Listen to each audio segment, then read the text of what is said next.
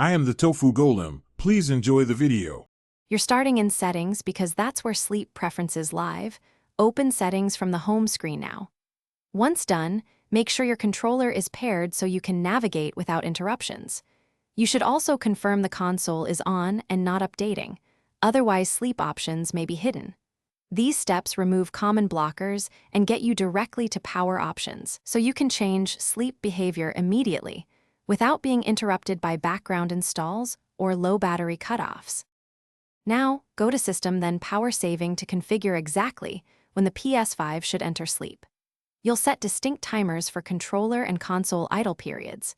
Choose values that balance convenience and energy use, like 10-30 minutes for controller and 1-3 hours for console when downloading. Make sure you toggle options to supply power to USB ports and allow downloads during sleep if you want charging and background downloads to continue. These settings control both how quickly sleep engages. To trigger sleep immediately, hold the PS button, choose power, then enter rest mode. This forces the console to sleep with your configured settings. You should see the controller LED dim or pulse indicating rest. Also check that downloads or USB charging continue if enabled.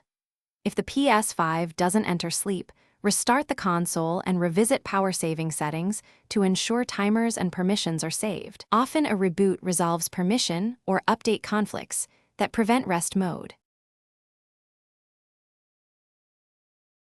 Thanks for watching. Consider subscribing if we helped you today.